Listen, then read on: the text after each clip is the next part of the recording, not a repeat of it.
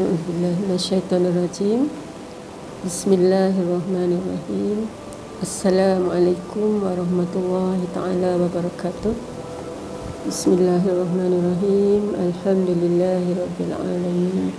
Hamdan yuafi ni'amahu wa yukafi'u mazidah. Ya Rabbana lakal hamdu kama yanbaghi li jalali wajhika wa azimi sultanik. Rabbi shrah li sadri wa yassir li amri wahlul 'uqdatam min lisani yafqahu qawli. Subhanaka la ilma lana illa ma 'allamtana innaka antal alimul hakim wa la hawla wa la quwwata illa billahil aliyyil azim. Sidang penonton sekalian, kita berbincang pada hari ini tentang penghayatan solat. Pertama, kita kena tahu apa itu solat.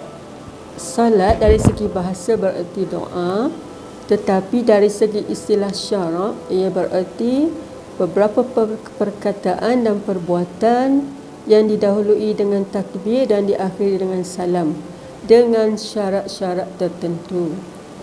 Oleh itu, kita hendaklah menghayati solat ini kerana ia adalah merupakan satu ibadah yang awal-awal akan ditanya di akhirat nanti. Ia adalah satu ibadah yang penting selepas daripada syahadah kita, 2 kalimah syahadah. Okey, kenapa kita kena hayati solat ini? Ianya adalah untuk diri kita sendiri dan ada 5 faktor utama yang perlu kita titik beratkan. Yang pertama, solat ialah peluang kita berinteraksi dengan Allah Subhanahu wa taala, di mana solat membentuk hubungan antara seseorang hamba dengan Tuhannya melalui kelazatan munajat kepada pencipta dan melahirkan pengabdian diri kita kepada Allah dengan menyerah diri segala urusan kita kepadanya, memohon kedamaian dan keselamatan daripadanya. Daripada solatlah kita dapat berdoa, dapat berinteraksi, berkata-kata dengan Allah SWT, menyerahkan diri kita sebulat-bulatnya kepada Allah Subhanahu wa taala. Yang kedua, ia adalah peluang untuk kita menggandakan pahala dan penghapusan dosa. Solat bukan sahaja penyumbang kepada ganjaran yang berlipat ganda, malah ia juga dapat menghapuskan dosa-dosa kita yang lalu. Dan inilah kelebihan umat Nabi Muhammad sallallahu alaihi wasallam yang tidak terdapat pada umat-umat sebelumnya. Sehingga kan baginda Rasulullah sallallahu alaihi wasallam pernah menyatakan bahawa agama Islam itu mudah. Kenapa Rasulullah berkata demikian? Kerana umat terdahulu seperti zaman Nabi Musa, begitu banyak sekali pantang larangnya. Contoh, nak makan daging lembu sebagai contoh. Tidak semuanya boleh dimakan begitu sahaja. Ada bahagian-bahagian yang ditegah daripada menjamunya. Contoh lagi, bangsa Yahudi pada zaman Nabi Musa disyariatkan untuk beribadah pada hari Sabtu dan tidak dibenarkan melakukan perkara-perkara yang lain, sehingga mereka melakukan tipu daya bagi mengelakkan larangan tersebut. Apa terjadi pada umat Nabi Muhammad? Umat Nabi Muhammad bebas melakukan apa sahaja kerja yang halal pada bila-bila masa pun, asal sahaja kita tidak meninggalkan perintah Allah untuk mendirikan solat fardu 5 waktu sehari semalam dan melaksanakan solat Jumaat bagi orang lelaki. Yang ketiga, solat membentuk mukmin yang kuat dan sihat. Pernahkah kita terfikir apabila kita mendirikan solat bagi menjalankan kewajipan perintah Allah SWT, kita bukan sahaja menerima pahala berlipat ganda dan dapat menebus dosa yang terdahulu, tetapi secara tidak langsung juga kita telah menanamkan kecintaan dalam melakukan aktiviti yang menyihatkan tubuh badan kita. Dari segi rohani dan jasmani, dua-dua kita dapat. Solat dapat, bila kita melakukan solat, ia dapat mengukuhkan kesegaran tubuh badan kita. Solat menuntut setiap Muslim supaya bangun awal dengan bersemangat dalam menghadapi tugas-tugas harian sejak menjelang terbitnya matahari. Yang keempat, solat boleh membentuk kemantapan rohani dalam diri. Solat yang dilakukan dengan penuh khusyuk, juga dapat menumbuhkan pada diri mukmin yang melakukannya kekuatan rohani dan batin yang amat berguna dalam mengharungi segala kesulitan hidup dan juga ujian dalam kehidupan seharian kita.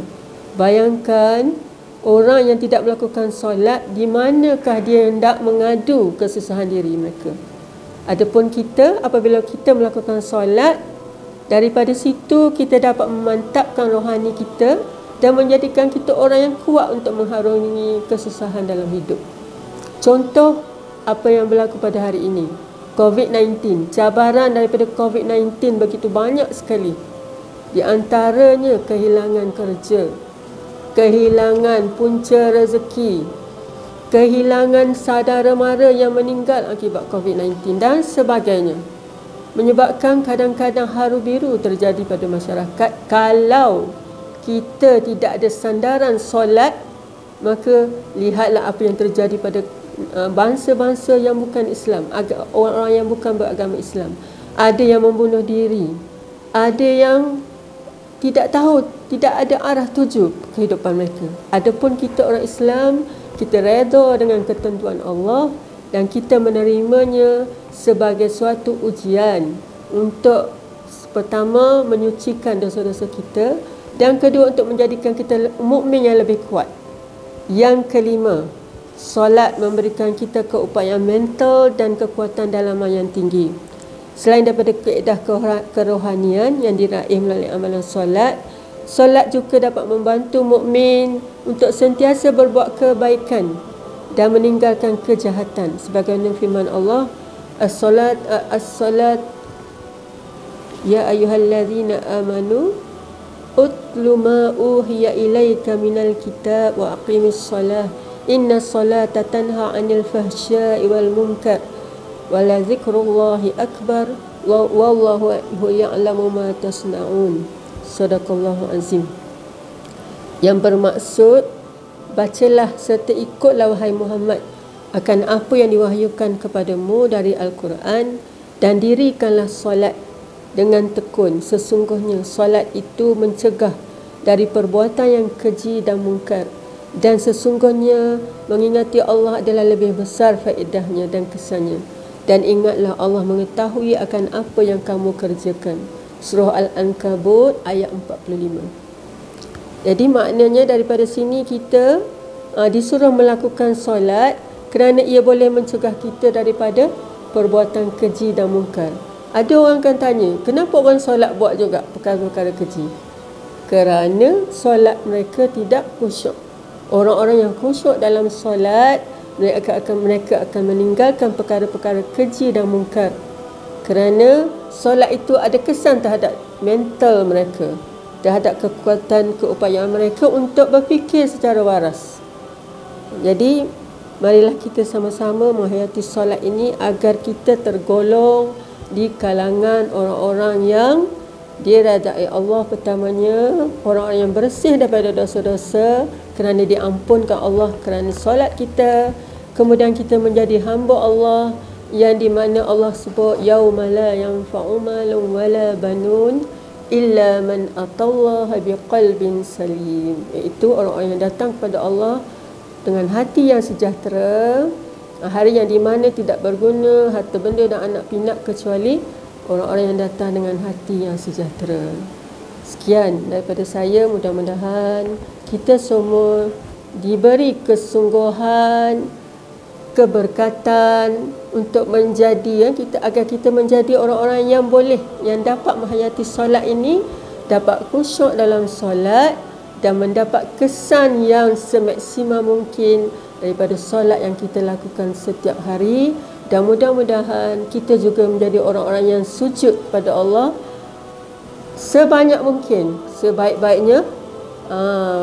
Kalau boleh 80 kali sehari kita sujud, dengan kita melaksanakan 40 rakaat sehari, solat fardu dan juga solat sunat. Kalau tidak boleh pun sekurang-kurangnya kita menghampiri 40 rakaat sehari. Kerjakanlah dengan tabah, dengan bersungguh-sungguh. Mudah-mudahan kita menjadi orang yang sujud pada Allah dengan sebanyak-banyaknya, insya-Allah. Wallahu alam. segala yang baik itu datang daripada Allah, yang kurang adalah kerana kelemahan diri saya sendiri. Wabillahi taufiq wal hidayah. Wassalamualaikum warahmatullahi taala wabarakatuh. Berapa minit?